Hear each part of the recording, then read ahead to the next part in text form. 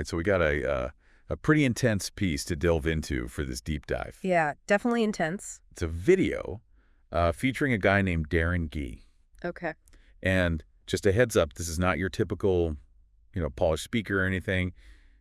This guy's been through it. Right, sounds like it. And he's not holding back on sharing his thoughts. I like it. Lay it on us. So right away, he jumps into this idea of the pressure on men to be providers, to be the ones who bring home the bacon. Mm-hmm. And he even goes so far as to say it's like horrendous to accept failure in that area. Wow. Yeah, you can really feel the weight of that expectation in his words. Like, it's just this heavy thing that men carry around. Exactly. And it makes you wonder, how much of a man's self-worth gets tied up in his ability to provide financially. Yeah. It's huge for her. Like, those two things are inseparable. You know what I mean? And it's not even just about, like, literally putting food on the table, although obviously that's a big part of it. Right, correct. But it's more about this deeper idea of what it means to be a man, to be successful in the eyes of society. It's like this fundamental measure of your worth as a man. Exactly. And when a man can't meet those expectations, whether it's because of circumstances or, maybe even by choice, it can really mess with his head. Absolutely. Yeah. And you can see how that kind of pressure could lead someone down a dark path. Yeah. Make them feel like they have to prove themselves no matter what. For sure. And that's where this whole that life thing comes in. That life. Yeah, he keeps using that phrase, that life. Yeah. And it seems to be his way of referring to the criminal underworld. Maybe even gangs. Oh. And he paints this really interesting picture of it because on the one hand, he talks about how alluring it can be. Right, like seductive almost. Exactly. But then he flips it and shows how destructive it is, especially for families. Yeah, there's always that dark side, isn't there? The price you pay. Always. Yeah. So how do you think he connects that life back to the roles men feel forced into? This pressure to be the provider. Well, it's like that life becomes a way to achieve that. In a twisted way. A shortcut. Yeah, exactly. Yeah. A shortcut to power, to respect, to being someone in a world where they feel like they're nothing. He talks about finding a sense of purpose in that world, a sense of belonging, which is something that a lot of men are searching for, Especially if they haven't found it in more traditional ways. Exactly. It's like this distorted sense of community and brotherhood. But then, of course, he doesn't shy away from showing the devastating consequences of that life. No, not at all. The way it tears families apart, the violence, the trauma. It's like he's saying, yeah, you might find some temporary fulfillment, but at what cost? Right. And it's not just your own life you're destroying either. Exactly. And this is where it gets really interesting and I think really relevant for everyone listening. Okay, I'm listening. He starts talking about the victims of crime. Yeah. The people who get caught in the crossfire. Right.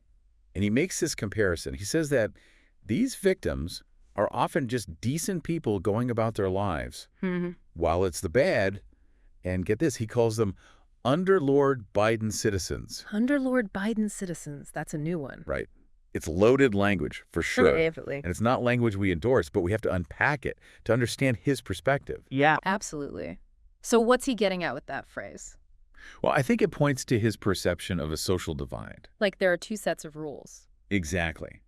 He seems to see this clear separation between those who are playing by the rules, the decent folks, as he calls them, Okay. and those who are stuck in that life, who've chosen or maybe even been forced into a different path.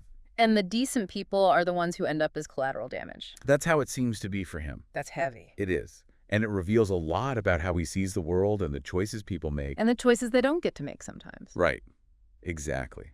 But hold on to your hats because it gets even more intense. Oh, boy, I'm ready. He goes on this whole rant about how none of us are truly free. None of us. Come on now. He's talking about surveillance restrictions, even feeling trapped by our own thoughts. Whoa, that's deep. It really is.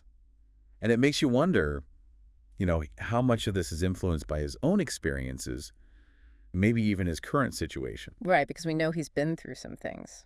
Exactly. I said, what do we make of this whole freedom angle? Well, it's interesting because he takes this very personal experience and he connects it to this broader societal anxiety that I think a lot of people are feeling these days. Like a general sense of unease. Yeah, exactly. Like we're not really in control even though we're told we are. And he gets really specific too. Oh, yeah. How so? He's talking about like needing permission to travel, and not being able to take out large sums of money without raising eyebrows. Whoa, I see what you mean. It's like even if you have the means, there's still these invisible barriers in place. Yeah, it's like you said, that sense of being constrained, even when we're constantly told we have all these choices. And it's not even just about those external restrictions. Well, He talks about how things like watching television, you know, okay. it can kind of lock you into a certain way of thinking. Oh, interesting. It's almost like you're saying our entertainment choices, they can chip away at our freedom too. He actually uses the term, what was it, the matrix, Oh, wow. which I thought was pretty interesting. Yeah, that's getting pretty deep. It is. It's that whole question, like, are we really making our own choices? Or are we just playing out a script that's already been written for us? Exactly. And speaking of scripts and choices, he goes on this whole tangent about Andrew Tate, that whole... Oh, yeah, the whole alpha male guru thing. Exactly. And let's just say Darren Gee is not a fan. Yeah, not a fan. He straight up calls him a bellend, A bellend. Okay, then. which I'm pretty sure is not a compliment. Definitely not. So what's going on there? Why this sudden animosity towards Andrew Tate? Well, it seems like to G, Tate represents everything he's pushing back against. Like what? Like this pre-packaged, almost artificial version of masculinity and success. Interesting. He even talks about how Tate is selling this image, like it's some kind of product. Oh, I totally see that. Yeah. It's funny you mentioned Tate because I actually used to follow him online too. Really? Yeah. And for a while, I really bought into that whole image of success. The cars, the money, the lifestyle. It's very appealing on a surface level. It is. But lately, I've been thinking a lot about what really matters.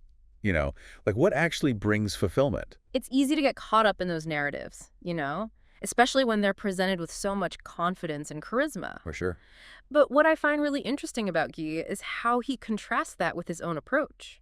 How so? Well, he talks about the hard work, the energy it takes to do what he does, which, from what I gather, involves a lot of engaging with people online. So it's not just about projecting this image of success.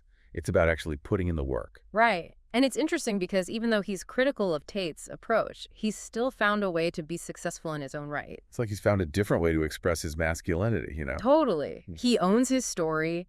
He's vulnerable. He's not afraid to be emotional. He's a real person. Exactly. And you know what? In a way that feels a lot more authentic, a lot more human. It makes you think, like if this kind of conversation, this way of looking at masculinity had been around when he was younger. You mean if he'd had different examples to follow? Exactly. Would he have made different choices? That's the big question, isn't it? The one we can never really answer. It's like he had to figure it all out on his own. And it sounds like it was a bumpy ride. For sure. Huh? But even now, he's still wrestling with these huge questions about freedom, about what it means to be a man in a world that often feels very, confining. He's definitely still on that journey. And this video, it's like a glimpse into that journey. The snapshot in time. Exactly. Yeah. But the fact that he's sharing it, putting it all out there, that's powerful. Absolutely. So we've covered a lot of ground here, from the pressures of masculinity to this idea of freedom as maybe an illusion. And everything in between. Right. So as we wrap up, what's sticking with you from this deep dive? It's that connection he makes between all these different things. Oh, what specifically? The way he ties together, like, the expectations on men, the allure of that life, and that desire for something more. Something real. Exactly. Yeah. It reminds us that people's choices, their paths, they're often shaped by so many factors. Things we might not even be aware of. Exactly. It's a good reminder to be a little more empathetic, Absolutely. Because everyone's fighting a battle we know nothing about. Well said. This deep dive really gave us a lot to think about. And for everyone listening, the next time you find yourself making assumptions about someone's choices or their path, remember Darren Gee's story. Remember, there's always more to the story than meets the eye. Exactly. And a little understanding can go a long way. Until next time, keep asking questions, keep exploring, and keep those deep dives coming.